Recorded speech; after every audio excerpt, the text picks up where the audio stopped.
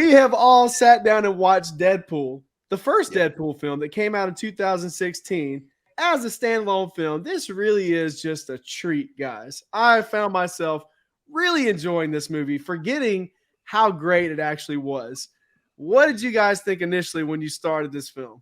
I didn't have a lot of backstory on Deadpool as far as comics. I never read any of it. It's probably because the actual comics are a good representation of the movies. They're just vulgar. The best representation I had was Ryan Reynolds as the trash one in Wolverine Origins or whatever it was. So when I saw the actual Deadpool movie, dude, first of all, I was just kind of in awe. Like, I was just taken back. Like, wait, we're having like this kind of movie, and no one's mad at it. I can't say that I didn't leave from that movie so satisfied. Just the character development and simply who he is, the constant breaking of the fourth wall, and it not being overplayed. In the other movies that we've talked about, as far as Thor and all of those that kind of overplay on that comedic relief, this is one I never really honestly get exhausted from. As far as continuity and how that character is, they do it in everything. They do it in the marketing, even Ryan Reynolds' own life, just how they tie all this in. It was a very fun movie. Very well executed, like you said, Dayce. What did you guys think about that intro on the highway? Just the beginning. Oh my God. The credits are great. If you're reading the credits as it rolls, I caught a few on rewatch this time that I didn't, because I'd seen it in theaters and I watched sections of it. I don't know if I've ever sat down and watched the whole thing from start to finish again. If it's on and you're flipping around, you're like, you watch 20 minutes of it at any given time. To watch it again and pay close attention and read the credits again, starring God's perfect idiot and directed by some overpaid guy. I mean, it's just, they're all killer. I think that is the genius of that movie, but I have a theory. So I have my maximum effort shirt on, but I love this movie. 10 out of 10. That highway scene at the beginning of the movie, when he's talking on the bridge and he mentions Hugh Jackman's Wolverine, I was like, this is going to be everything I want, because he's aware of audience, what we've gone through with superhero movies. But I almost wonder, is this movie so good because Ryan Reynolds went through the failure of not only Wolverine, but Green Lantern? Like, he learned what doesn't work. I almost think that he learned and got to try again. And because that, he really was like, okay, here's what I need to do. And then I think I give him a lot of the credit of like learning from past experiences. I mean, in the second movie, he literally takes himself out from writing or being a part of the first Green Lantern. So this was an example of like, sometimes you get a second chance and what would you do with it? Kind of like, how would you change things and take a risk? Because at the time, this was a risk. Rated R movies do not do good. Usually they're outside of like Alien, and you have some exceptions. They're not box office hits. Yeah. But this one, big money. It's almost like he printed out all the bad tweets about Green Lantern and all the overexhaustion from poorly done comic book movies. He was like, all right, now I'm going to let's write something off of this for this character. And it's almost like the scenario where it's like, I'll critique myself and I'll give myself all of the bad thoughts before you get a chance to. Mm-hmm. You're completely self-aware of all the trash. It turned into a really good movie. One thing that you don't really think about as much with Deadpool, as we talked about, we just did Shazam, we talked about Love and Thunder. Nothing is sillier than Deadpool. Deadpool is the most over-the-top, silly superhero movie that has been or ever will be made. I mean, nothing sillier. And yet it sells you the serious emotions better than these less silly movies. You know what I'm saying? Like you believe, you fear for his girl, even though, this movie is completely silly. You feel for him. That's some genius in that too, of give us a character that we don't know what's going to happen to them. We know you're not going to take out Ryan Reynolds. We don't know that his love interest won't get taken out. We don't know that his friends won't, superhero movies used to, I think, understand that, put people in there that are expendable that we don't know. Like Avengers 1. It's the agent. It's Agent Coulson. Like, he could die. Yeah. And he does. Like, I think you're right. I think Deadpool was silly, but still had that serious storyline. Like, I don't know. They pulled it off, which shocks me. If you told me you were going to do that movie, I'd be like, I'm not giving you money for it, but you should do it. Like, somebody mentioned the Hugh Jackman references earlier. It's so funny, man. It's it's just so so good. funny that they went full head in, even way before they knew that Mike could possibly be a possibility in the future, of him being on screen. One great thing that they do so well in this one and in the sequel is giving us that super serious person to play off of, for Deadpool to play off of. This one you have Colossus, and this one you have someone else that I can't think of right now. The sequel you have Cable, right? Right. So, I know, yeah. His roommate, the old grandma, the blind grandma, she is just always like so serious about everything, and how he just is complete opposite. Them playing off of each other is just so fun to watch, and it's so hilarious. I think that's a big part of what makes Deadpool work so well, is that he has that uber serious person with him at all times. Yeah, he's the funny guy. Don't let someone else try to be the funny guy. But that's the problem with Thor, not Ragnarok, but Thor: Love and Thunder. You don't really have that uber serious person. Yeah, other than Christian Bale, everybody's Yeah, they're all pretty goofy. Even Christian Bale was kind of a letdown in that film. But let's not get. Don't listen, internet people. Don't listen. He didn't beat it. He didn't. No, I mean. Christian Bale had a good performance, but he didn't block. He didn't blow my. He's only in the movie like 6 minutes or whatever. And that's part of the like what he was given. He did a good job with. Right. Sure. I'll say that. Going back to Deadpool, I also love how the backstory is kind of told in flashbacks about Francis. We get pieces of the puzzle as it goes on further and further. We've seen that before in superhero movies before. They did it with Man of Steel. They've done it with other ones. But I think when you're going to give us an origin story, it makes it a lot more interesting and entertaining for the audience to see it in those flashes, rather than giving it to us all in one shot and then giving us, what happens afterwards. So I really enjoyed how they did that. And the Francis thing is really compelling. And I thought Dayce was kind of going to go in this direction earlier, but I don't know. I didn't know much about the Deadpool origin from the comics.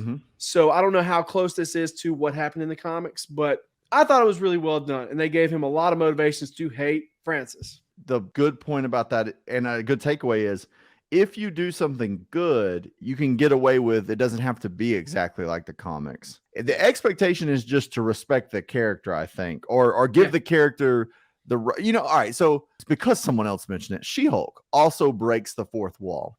In the comic, I don't know many people that don't like her in the comic.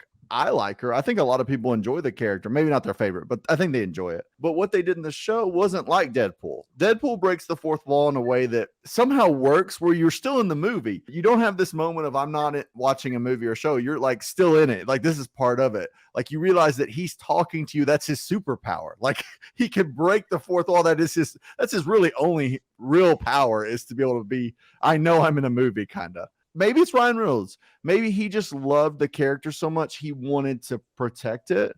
It didn't have to be exactly like the comics, but he captured, I think, what is good about the character. It is straddle as we go into this multiversal thing. Daredevil, because he's always breaking the fourth wall, and he kind of lives in our world, and he doesn't at the same time. He knows who Jackman is. He knows who Ryan Reynolds is.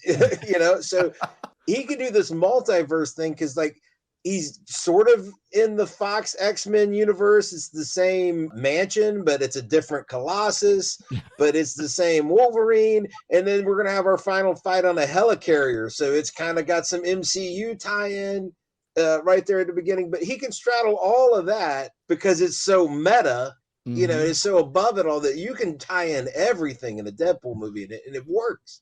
And no joke is off limits. They talk about, we're bringing you to the professor. And he's like, which one, McAvoy or Stewart? These timelines are so confusing. Not only that, but he also comments about, it's really strange how I'm only seeing two of you guys at this large X mansion. It's just so well thought out. Like you said, any type of gripes or complaints that there might have been about the film, it was like they probably wrote that down on a Brillo pad and Ryan Reynolds just put it in the movie. I think it was brilliant. Everything about it was brilliant. The action, the humor, even like you guys said, the serious beats in the film, everything was so well executed. The music. Yeah, the music is great. Yeah, home run on the sound. Baby. Yeah. Home run on the sound.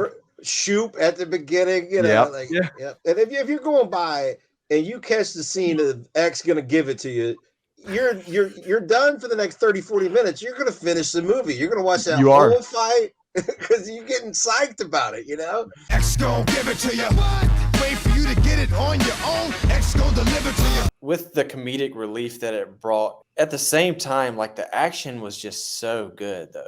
It was almost over the top good because of how, like y'all were kind of saying, like there was no thing off limits. We're willing to completely mangle a human, and make that look pretty bad. Even the like Deadpool just getting absolutely trashed and just the coming back together, and it was intense. My boyfriend said this was a superhero movie, but he just turned that man into a kebab. So good. So good. A lot of great lines. And I think that's the genius.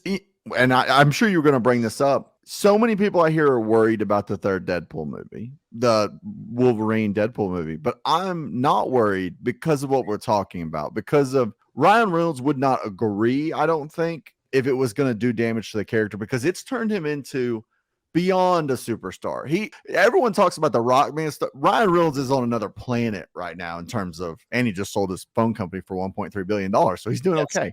I just think that I have hope, and Hugh Jackman is Wolverine for me. That's Wolverine. And if they were going to replace him, I don't think it was going to fly over very well, unless you went to like the old comic book different with the original mask and do a different Wolverine. Shorter. So, yes, I'm excited about this one because I trust, after the first two movies, especially the first one, I really trust that it's going to be the end of it, I think. Other than maybe a Secret Wars thing, they're going to wrap this up, I think, in a way that really works. He kills you on the commercials. The Bob Ross spot. Yeah. He's doing God, I miss cocaine. I mean, Let's grab our trusty 2-inch brush here.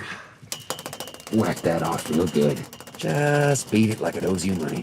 And you're right. So much care and attention is put into everything, even the promotional material, like Dan's talking about. Yeah, he cares about this character a lot.